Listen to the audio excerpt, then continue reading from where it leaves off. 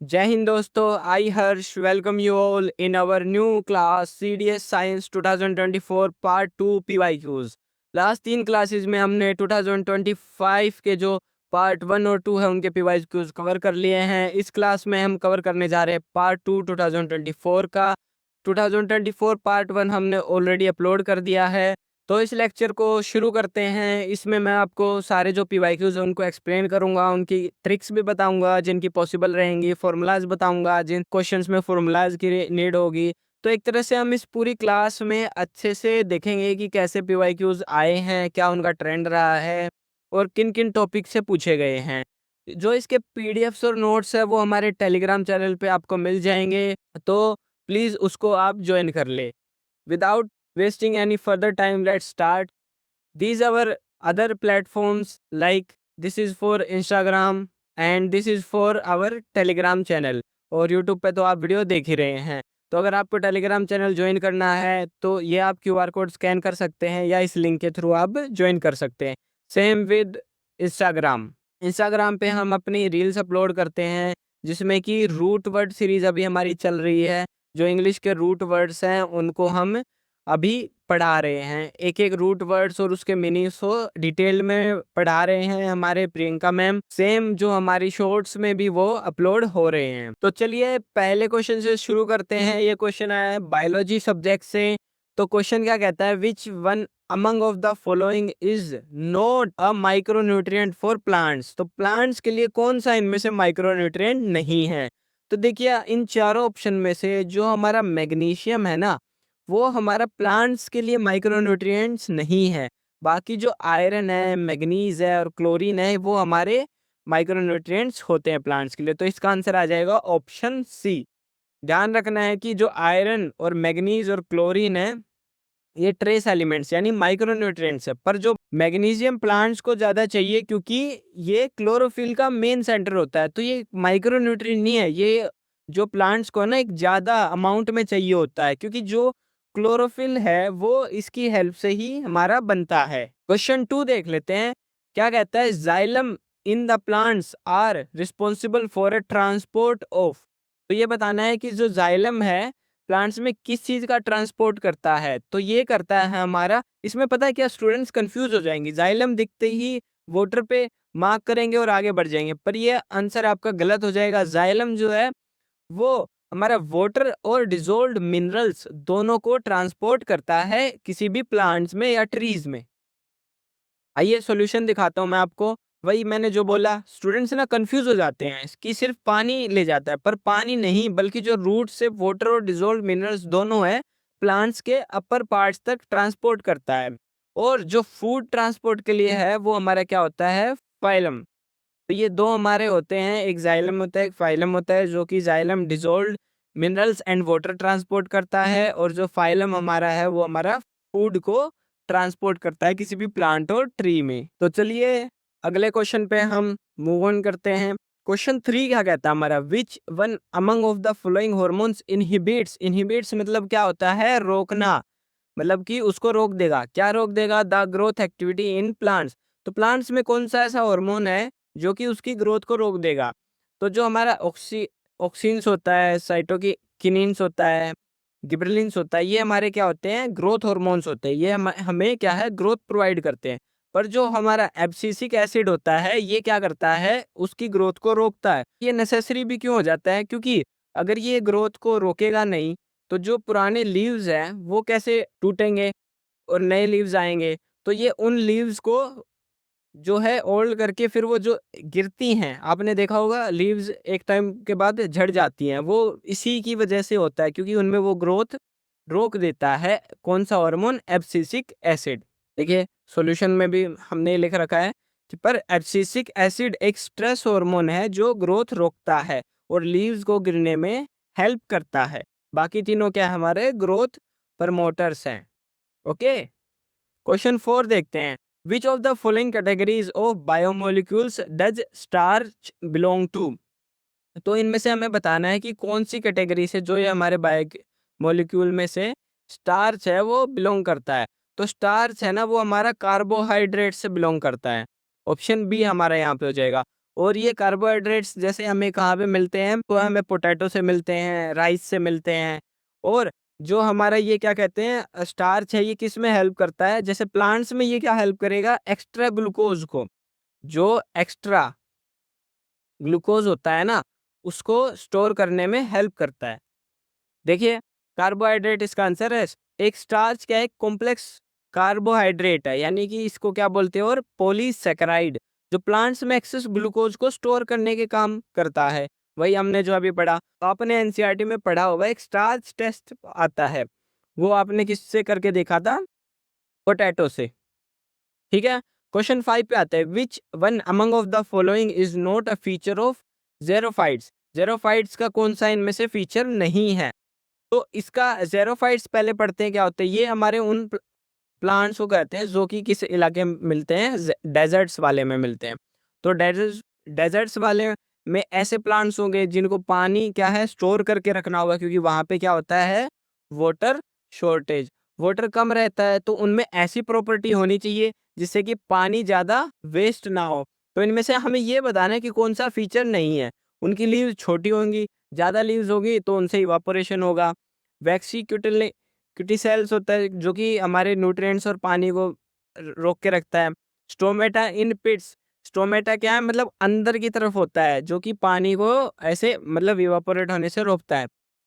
तो जो option B है हमारा, वो यहाँ पे सही आंसर हो जाएगा कि लार्ज नंबर ऑफ स्टोमेटा, वो हमारा एक फीचर नहीं होता ज़ेरोफ़ाइट्स का, क्योंकि लार्ज नंबर ऑफ स्टोमेटा होगा तो हमारा जो है इवापोरेशन भी उतना ही बढ़ जाएगा, और जिससे कि वाटर क्या हमारा लॉस होगा, है ना। तो इस वजह से हमारा ये ऑप्शन सही हो जाता है। ठीक है, वही मैंने यहाँ पे आपको सॉल्यूशन में बता रखा है। आप सभी क्वेश्चंस को ध्यान से पढ़िए, उनके ऑप्शंस देखिए, फिर अपना आंसर मार्क करें। फिर भी समझ ना आए तो हमने स्लाइड्स में क्या है, आपको सॉल्यूशन दे रखा है, और ये सॉल्यूशन बिल्कुल ही आसान भाषा में है, इंग्लिश में, ताकि आप पढ़ के एकदम रिलेट कर पाए, समझ पाए कि एक्चुअल में इसका कंसेप्ट क्या है, ये आंसर क्यों है। तो ज़रूर एक बार सभी सॉल्यूशन से आप गो थ्रू होए, इनको पढ़ें, ताकि आपका कंसेप्ट है वो बने। ओके, क्वेश्चन 6 देखते हैं। Halophytes are the plants that grow on which one among of the following categories of soil. तो यहाँ पे 4 सॉइल के टाइप दे रखे हैं, तो हमें बताना है हेलोफाइट्स कौन सी सॉइल पे ग्रो करते हैं। तो हेलोफाइट समझते हैं पहले क्या होता है। हेलो का मतलब ही हमारा क्या होता है, सोल्ट। ठीक है, तो हेलो का मतलब ही हमारा होता है सोल्ट। तो सोल्ट देखते ही आपको समझ आ जाएगा कि ये कौन सी सॉइल में होंगे, सलाइन, सलाइन जो सोल्टी सॉइल होती है। तो ऑप्शन बी हमारा सही हो जाएगा। ये क्वेश्चन ना थ्योरी बेस्ड है, अगर आपने थ्योरी पढ़ रखी है तो आप देखते ही इसको मार्क करेंगे और आगे बढ़ जाएंगे। 5 सेकंड का क्वेश्चन है, पढ़ा और टिक किया और आगे बढ़े। ओके, देखिए यही हमने आपको सॉल्यूशन प्रोवाइड कर रखा है। साइंस में हेलो वर्ड का मतलब ही नमक, सोल्ट होता है।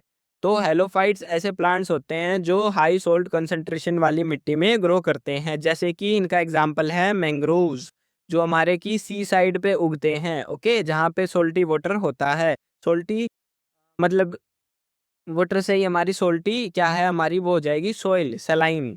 ओके, ठीक है। Which among of the following is not a part of vascular bundle in plants. तो वेस्कुलर बंडल का इनमें से कौन सा पार्ट नहीं है। अभी हमने पिछला एक क्वेश्चन देखा था जिसमें हमने फाइलम पढ़ा था, जाइलम पढ़ा था और कैम्बियम भी। तो ये तीनों हमारे क्या है, वेस्कुलर बंडल का पार्ट होते हैं। ओके, तो जो हमारा ऑप्शन डी है वो हमारे वेस्कुलर बंडल का पार्ट नहीं होता, एंडोडर्मिस। अभी देखते हैं एंडोडर्मिस होता क्या है। ठीक है, देखो वेस्कुलर बंडल का मेन पार्ट जाइलम और फाइलम होता है, और डिकोट्स में कैम्बियम भी होता है। ठीक है, अब एंडोडर्म्स इनके बाहर की एक प्रोटेक्टिव लेयर होती है। ठीक, ये मतलब कि उन बंडल का पार्ट नहीं होता, ये बाहर की एक प्रोटेक्टिव लेयर है, कोर बंडल का हिस्सा नहीं है। ठीक है, ये आपको ध्यान रखना है। बायोलॉजी हमारी ऑल है ना, वो सारी थ्योरी बेस्ड आती है। आपको अगर एनसीईआरटी की थ्योरी पता है, आपने एक बार पढ़ रखा है, उसको रिवाइज कर रखा है, ठीक है, तो आप ये क्वेश्चंस आराम से सोल्व कर पाएंगे। बिल्कुल ही आसान थ्योरी बेस्ड क्वेश्चंस है। क्वेश्चन 8 देख लेते हैं। In which one among of the following mediums would the speed of sound be maximum. तो ये क्वेश्चन आ जाता है हमारा।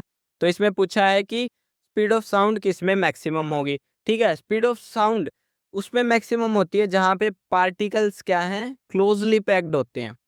पार्टिकल्स क्या हैं, पास पास होते हैं, बिल्कुल चिपके हुए।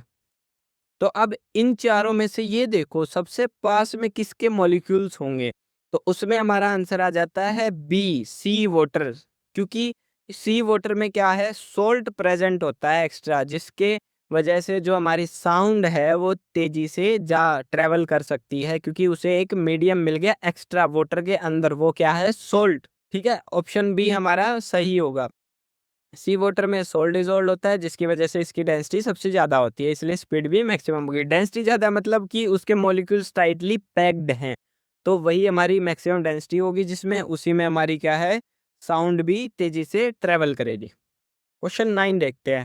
विच organelle in animal cells can digest foreign elements. तो एनिमल का जो सेल होता है उसमें कौन सी ऑर्गेनेली, यानी उसका उसमें कौन सा ऐसा चीज होती है जो कि फॉरेन मटेरियल को डाइजेस्ट करती है। ठीक है, इसका ऑप्शन आएगा ऑप्शन बी, लाइजोसोम्स। लाइजोसोम्स को हम और किस नाम से जानते हैं, इनको हम इस नाम से जानते हैं। ओके, ये ऐसे बैग्स होते हैं जो कि अपने आप ही उन बैक्टीरिया के साथ मिलके उसको डिस्ट्रॉय कर देते हैं। तो ऑप्शन बी हमारा यहाँ पे सही रहेगा। लाइजोसोम्स हैं, इनके अंदर पावरफुल डाइजेस्टिव एंजाइम्स होते हैं जो सेल में आने वाले फॉरेन मटेरियल कैसे होंगे, जैसे कि बैक्टीरिया हो गया, उसको डिस्ट्रॉय कर देते हैं। और एग्जाम में इन्हीं सेल का नाम ये बैग भी पूछा जाता है। ये वर्ड मैं इसलिए नहीं बोल रहा क्योंकि यहाँ पे यूट्यूब जो है कॉपीराइट दे देता है, इस वजह से। ओके, आप समझ गए होंगे इन्हें कौन से बैग कहते हैं। क्वेश्चन 10th पे आते हैं। Photosynthesis that converts light energy into chemical energy by the plants involve the use of green pigment leaves called chlorophyll. ठीक है, the only structure in a leaf that host chlorophyll is. तो कौन सा ऐसा leaf में structure है जो कि क्लोरोफिल को रखता है, तो वो होता है, आप नाम से ही समझ सकते हैं, क्लोरो, यानी क्लोरो को कौन रखता है, क्लोरोप्लास्ट। नाम से ही समझ आ रहा है, क्लोरो, क्लोरो से क्लोरोप्लास्ट है जो कि उसके अंदर क्या होता है, क्लोरोफिल होता है। ठीक है, ऑप्शन सी हमारा यहाँ पे सही होगा। ठीक है, यहाँ पे हमारे जो बायोलॉजी के हैं वो वाले पीवाई क्विज कंप्लीट हो जाते हैं। अब हम मूव करते हैं केमिस्ट्री वाले पार्ट पे। चलिए कि केमिस्ट्री का क्वेश्चन नंबर 1 देखते हैं। In which of the following colloids is the dispersing medium a liquid. तो इनमें से कौन से कोलॉइड में से डिस्पर्सिंग मीडियम है वो लिक्विड है, मतलब उसमें वो मिल जाते हैं। तो जो हमारी मिस्ट होती है वो हमारी क्या है, गैस में, एयर में मिल जाती है। तो जो हमारी शेविंग क्रीम होती है ना, ये हमारी लिक्विड में अगर इसको डालेंगे तो वो उसमें डिजोल्व हो जाएगी। तो ऑप्शन डी हमारा यहाँ पे राइट हो जाएगा। देखिए, इसका सही आंसर डी है। शेविंग क्रीम एक फॉर्म है जिसमें गैस लिक्विड में डिस्पर्स्ड होती है, यानी कि जो सोप सॉल्यूशन बन जाएगा। मिस्ट है वो गैस डिस्पर्सिंग मीडियम होता है। ओके, इस वजह से हमारा जो ऑप्शन डी है वो सही हो जाता है। कंसेप्ट को पकड़ के चलना है, अगर आपको कंसेप्ट पता है तो कोई भी आपका आंसर गलत नहीं होगा। ये क्वेश्चन देख लेते हैं। क्वेश्चन 12 क्या कहता है, the two isotope of element chlorine. Chlorine के दो आइसोटोप्स बताने। पहले तो आपको ये देखना आइसोटोप्स क्या होते हैं। आइसोटोप्स वो होते हैं जिनमें उनका एटॉमिक नंबर क्या है, सेम होता है। एटॉमिक नंबर हमारा सेम रहेगा, बट जो हमारा मास नंबर है, मास नंबर जो होता है उसमें वो हमारा डिफरेंट रहेगा, मास है वो डिफरेंट रहेगा। तो देखिए, पहले इससे ही एलिमिनेट कर पाएंगे। जो ऑप्शन ए है और ऑप्शन डी है, इसमें जो है क्लोरीन का 17 दोनों में दे रखा है। अब ये देखना है कि उसका, अगर यहाँ पे क्वेश्चन आ जाता है, अगर आपको याद है तो आप इसको सही कर देंगे, अगर आपको याद नहीं है तो आपको ए या डी में से रिस्क लेना ही पड़ेगा। तो देखिए, जैसे अकॉर्डिंग टू एनसीईआरटी इसका ऑप्शन डी हो जाएगा। उसका एटॉमिक नंबर 17 होता है और दो मास नंबर होते हैं, एक होता है 35, एक होता है हमारा 37। इसका सॉल्यूशन भी दे रखा है। Okay, question 13, which one among of the following metal is not stored under oil. इनमें से कौन सा एलिमेंट है जो कि ऑयल ऑयल में स्टोर नहीं होता। तो इसका ऑप्शन आ जाएगा हमारा डी। ऑप्शन डी क्यों आएगा, क्योंकि लिथियम जो है ना, उसकी डेंसिटी, लिथियम की डेंसिटी बहुत लो होती है, तो ये ऑयल पे क्या करेगा, फ्लोट करेगा। ठीक है, इस वजह से इसको हम किस में स्टोर करते हैं, इसको हम इसको हम स्टोर करते हैं वैक्स में। और इन एलिमेंट्स को, मेटल्स को हम क्यों स्टोर करते हैं ऑयल में या वैक्स में? क्योंकि ये बहुत ही हाईली रिएक्टिव होते हैं। ये नॉर्मल एयर में इनको हम स्टोर करना प्रेफर नहीं करते। ठीक है, यहाँ पे लिख रखा है लिथियम बाकी अल्कली मेटल की तरह ऑयल में नहीं रखा जाता क्योंकि इसकी डेंसिटी बहुत कम होती है और ऑयल पे फ्लोट करने लगता है, तो जनरली वैक्स में रैप करते हैं इसको। ओके, क्वेश्चन 14 देखते हैं। Potassium nitrate is not used in. तो पोटेशियम नाइट्रेट बताना हमें किस में यूज नहीं होती। ठीक है, मेडिसिन में इसको यूज किया जाता है, फर्टिलाइजर्स में इसको यूज किया जाता है, मेकिंग गन पाउडर, हाँ इसमें भी यूज करते हैं। हाँ, ये ऑप्शन डी आ जाएगा हमारा कि इसको प्रिजर्वेटिव की तरह यूज नहीं करते। आप खुद ही समझो, जिसको फर्टिलाइजर में यूज करते हैं, मेडिसिन में यूज करते हैं, गन पाउडर में यूज करते हैं, क्या उसको मीट प्रोडक्ट्स प्रिजर्व करने के लिए यूज कर सकते हैं? वो कितना अनहेल्दी हो जाएगा, कितना रिस्की हो जाएगा हमारी हेल्थ के लिए। तो इसमें हम यूज करते हैं नाइट्राइट। ओके, तो ऑप्शन डी हमारा यहाँ पे करेक्ट हो जाएगा। और मैं आपको एक्सप्लेनेशन में समझा देता हूँ कि जैसे पहले हम सोल्ट पैटर्न का यूज़ करते थे, ठीक है? फिर मॉडर्न कमर्शियल में मीट प्रिजर्वेटिव में मेनली नाइट्राइट्स जैसे कि सोडियम नाइट्राइट हो गया, यूज़ होता है। पोटेशियम नाइट्रेट को नहीं करते। बाकी 3 स्टैंडर्ड यूज़ केसेस है।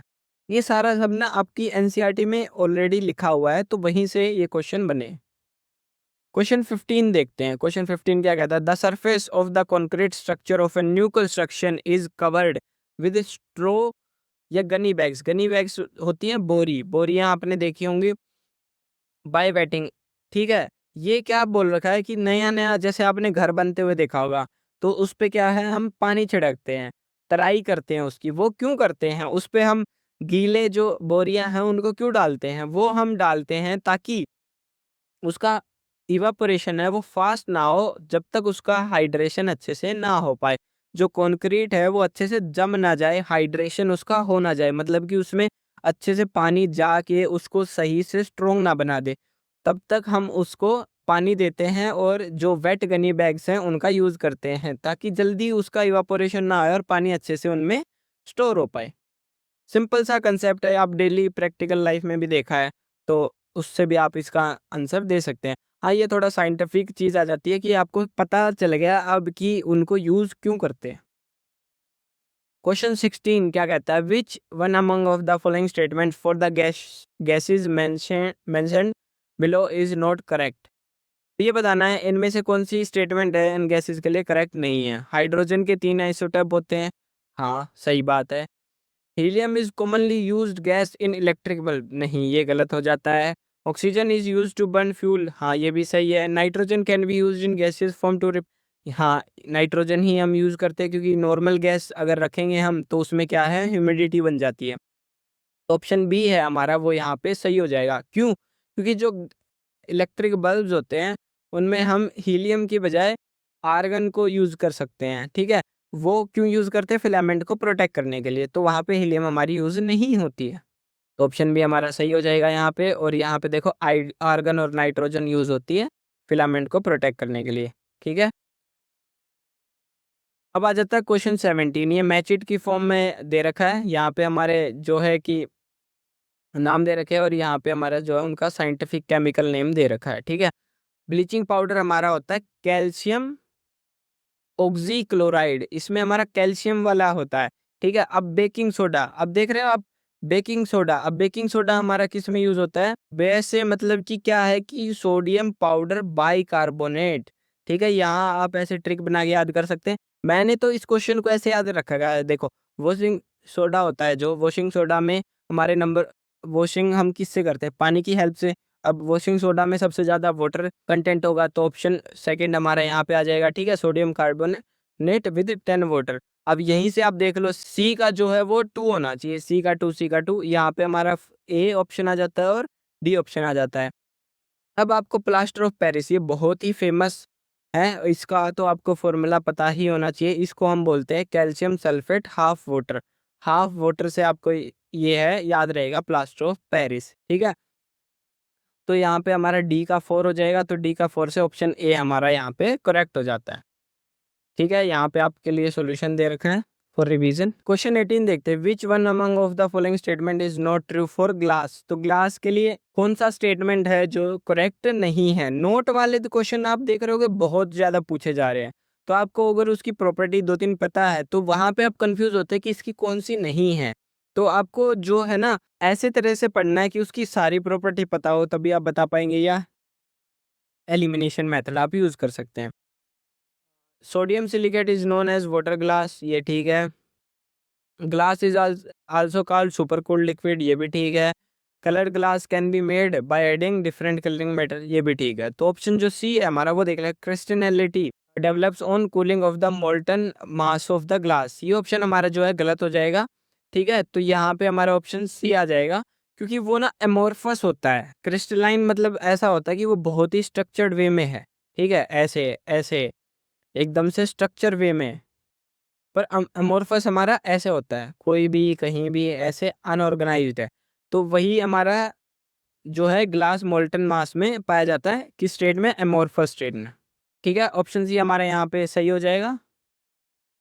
क्वेश्चन 19 देख लेते हैं, विच one among of the following is responsible for determining the chemical properties of element. तो यहाँ पे डायरेक्ट आंसर हमारा आ जाएगा बी, इलेक्ट्रॉन्स, क्योंकि इलेक्ट्रॉन्स जो हमारे हैं ना वैलेंसी डिसाइड करते हैं, बाहर आउटर में कितने नंबर ऑफ इलेक्ट्रॉन्स हैं वहां से हमारी वैलेंसी निकलती है, और वैलेंसी से ही हमारे नंबर ऑफ बॉन्ड्स जो होते हैं, किससे क्या रिएक्शन होगी, वो सब हमारी क्या है इससे पता चलता है। तो यहाँ पे हमारा राइट ऑप्शन हो जाएगा ऑप्शन बी।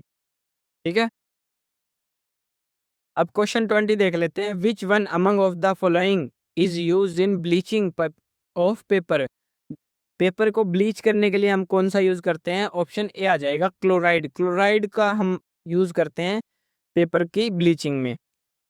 ठीक है, पेपर इंडस्ट्री में ब्लीचिंग के लिए मोस्टली क्लोराइन और उसके कंपाउंड्स, ठीक है, जैसे क्लोराइन डाइऑक्साइड हो गया, यूज होते हैं, जो एसेंशियली क्लोराइड या क्लोराइन केमिस्ट्री पर बेस्ड काम करते हैं। ठीक है, यहाँ पे हमारा जो है केमिस्ट्री का सेक्शन कंप्लीट हो जाता है। अब हम मूव करते हैं फिजिक्स वाले पार्ट पे।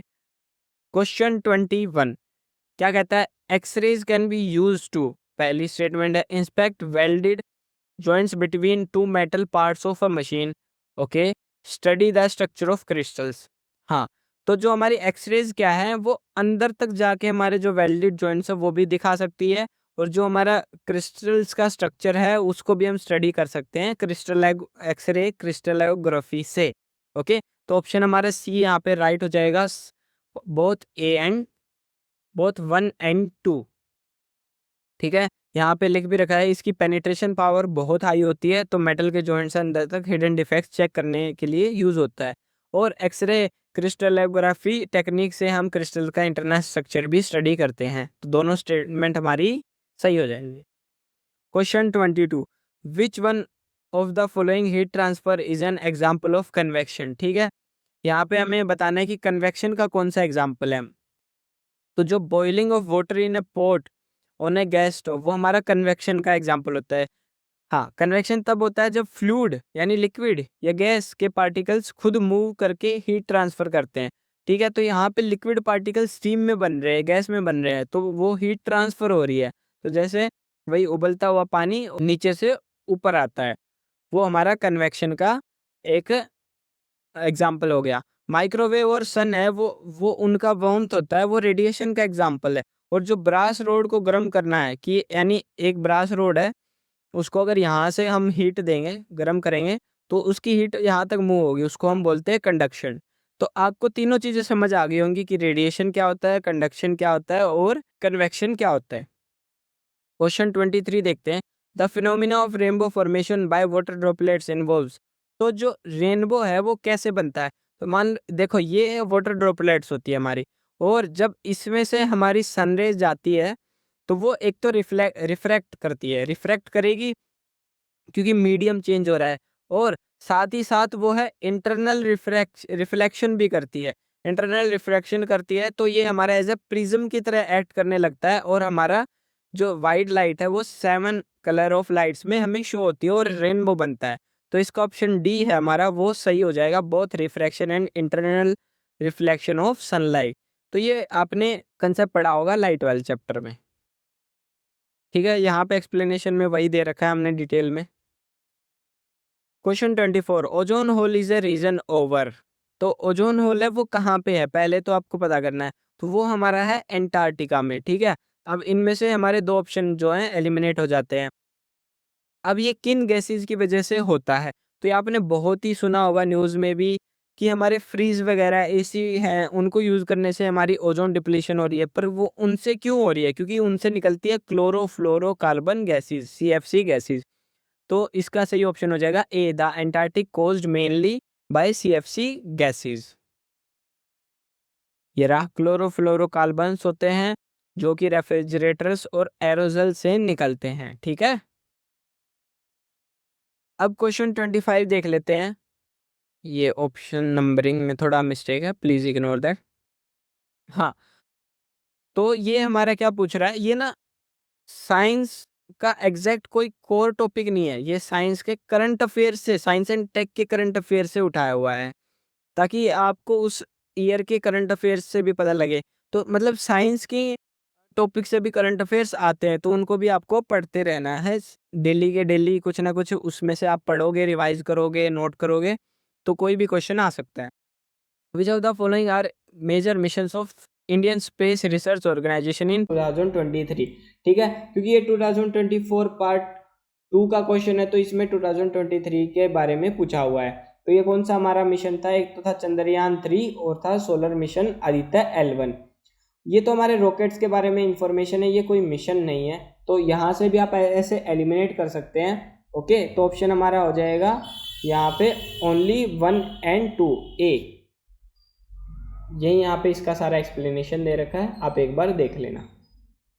क्वेश्चन 26 क्या कहता है, which of the following is the most appropriate reason for aircrafts been equipped with conducting tyres. देखिए प्रैक्टिकल लाइफ से आपसे क्वेश्चन पूछा हुआ है, आप समझ पा रहे हैं कि साइंस का ऐसे प्रैक्टिकल कितने क्वेश्चन पूछ लिया है कि एयरक्राफ्ट्स के जो टायर्स होते हैं वो कंडक्टिंग क्यों होते हैं। तो इसका आंसर हमारा है ये वाली statement, option D, for preventing sparks while they land on ground.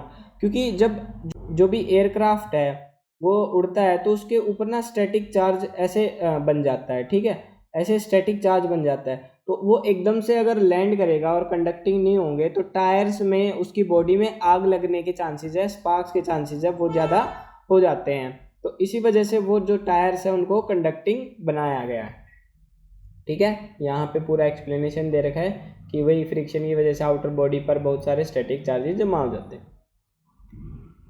Question 27 देखते हैं, which of the following statements for the person suffering from presbyopia is correct. तो इनमें से हमें ये बताना है कि कौन सी स्टेटमेंट प्रेसबायोपिया से जो सफ़र करता है उसके लिए सही है। They can not distinguish colours, ये गलत हो जाता है क्योंकि वो तो कलर ब्लाइंड होता है। It usually develops with ageing, ठीक, हाँ ये सही है, एज के साथ हमारा प्रेसबायोपिया वाली जो डिफेक्ट है वो बढ़ने लगता है। They wear either bifocal lenses consisting both concave and convex और प्रोग्रेसिव लेंसेज, हाँ ये भी हमारा सही है, वो उसका क्या है, इस डिफेक्ट को सही करने के लिए हम ये वाले लेंसेज पहनते। तो इसका ऑप्शन आ जाएगा हमारा डी, 2 and 3, सेकेंड स्टेटमेंट और थर्ड स्टेटमेंट हमारी क्या है, सही है, ठीक है। यहाँ पे पूरा आपको एक्सप्लेनेशन दे रखा है, कलर जो नहीं पहचानते उसे कलर ब्लाइंडनेस होता है। क्वेश्चन 28, ठीक है, ये फिजिक्स का देखो एक ना एक क्वेश्चन तो फॉर्मूला से आ ही जाता है, तभी मैं कहता हूँ कि एक फॉर्मूला शीट बना लो आप जिसमें सभी चैप्टर के फिजिक्स के फॉर्मूलाज लिखे हों, उनको आप रिवाइज करो, उनसे क्वेश्चन आते हैं डायरेक्ट। अब इसमें देखते हैं कि इसमें क्या बोल रखा है, एक साउंड वेव है, उसकी फ्रीक्वेंसी दे रखी है 300 हर्ट्ज, ट्रैवल कर रही है किसी अननोन मीडियम में, क्या है उसकी वेवलेंथ भी नहीं पता हमें, it's travel a distance equal to 150 times its wavelength. तो जो भी उसकी डिस्टेंस है वो 150 टाइम्स इट्स वेवलेंथ, वेवलेंथ को हम लैम्डा से डिनोट करते हैं, वो है, और किस टाइम में ट्रैवल करती है, इन टी टाइम में। ओके, तो इसमें हमें बताना है कि उसका time T, value of T बतानी है। तो इसके लिए हमारा एक तो फॉर्मूला आ जाएगा वेलोसिटी का, वेलोसिटी का फॉर्मूला होता है फ्रीक्वेंसी इनटू वेवलेंथ। तो यहाँ पे हमारी फ्रीक्वेंसी दे रखी है 300, वेवलेंथ है हमारी लैम्डा। फिर हमारा फॉर्मूला आ जाता है सिंपल सा, distance is equal to speed into time, ठीक है। अब यहाँ पे डिस्टेंस हमारी कितनी है 150 लैम्डा और वेवलेंथ कितनी है 300 लैम्डा। और टाइम हमारा t। तो इसको अगर हम सोल्व करेंगे तो t हमारा आ जाएगा 0.5 सेकेंड, ऑप्शन ए। तो ऑप्शन ए हमारा यहाँ पे क्या है, करेक्ट हो जाता है। ठीक है, यहाँ पे इसका पूरा सॉल्यूशन दे रखा है। देखिए पहले ये सारे फॉर्मूलाज हैं। अगर आप इन PYQs को देखते हुए भी इन फॉर्मूलाज को नोट कर लेंगे ना तो आपको काफ़ी हेल्प मिलेगी, क्योंकि कहीं ना कहीं ये रिपीट हो जाते हैं। क्वेश्चन 29 देखते हैं, ये भी करंट अफेयर से रिलेटेड है। Mission Shakti DRDO of India is related to which one among of the following. तो ये किस चीज़ से रिलेटेड था, ये हमारा रिलेटेड था कि use of rocket to destroy an orbiting satellite. तो ऑप्शन डी है हमारा, वो यहाँ पे राइट हो जाएगा। इससे इंडिया ने ये प्रूव किया था कि वो स्पेस के कोई भी अगर अटैक होता है उसको भी वो टैकल कर सकते हैं। हमने अपने ही एक सैटेलाइट को जो हमारे लोअर ऑर्बिट में था उसको रॉकेट का यूज़ करके डिस्ट्रॉय किया था।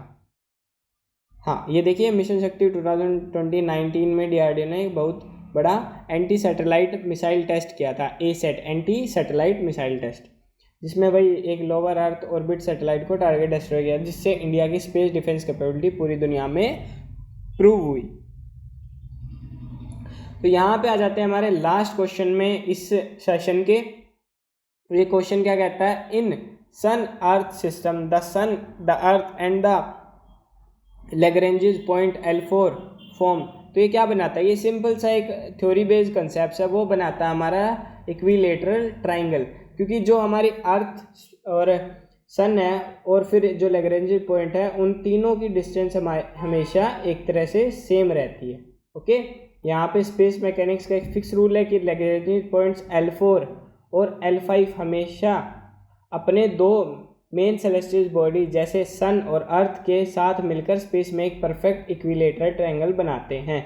ये पॉइंट्स ऑर्बिट में सबसे स्टेबल पार्किंग स्पॉट्स होते हैं। ठीक है, ये एक थ्योरी बेस्ड क्वेश्चन था। तो आपको NCERT तो एक तो मस्ट है पढ़नी साइंस के लिए, दूसरा है फॉर्मूलाज याद रहने चाहिए आपको, तीसरा है PYQs सॉल्व करने हैं जो कि हम आपको करवा रहे हैं। इस PYQ सीरीज से आपके NCERT का कंसेप्चुअल क्वेश्चन भी हो रहे हैं और फॉर्मूला बेस्ड क्वेश्चन भी हो रहे हैं।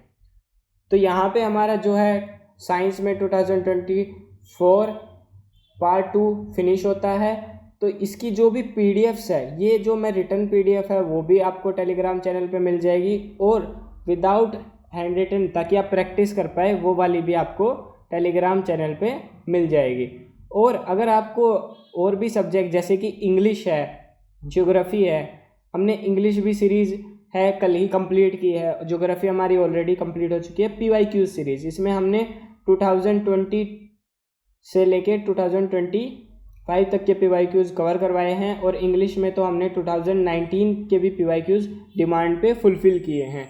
साथ ही साथ हम शॉर्ट्स अपलोड कर रहे हैं। शॉर्ट्स में हमारे क्या है, वोकैब चल रही है, वोकैब सिखाया जा रहा है। वोकैब में रूट वर्ड सीरीज चल रही है, और डेली हम एक शॉर्ट अपलोड करते हैं जिसमें कि 1 से 2 रूट वर्ड्स आपको कवर करवाए जाते हैं। तो उसको भी आप प्लीज़ उस सीरीज़ को देखें ताकि आपकी इंग्लिश पे भी अच्छी कमांड हो पाए।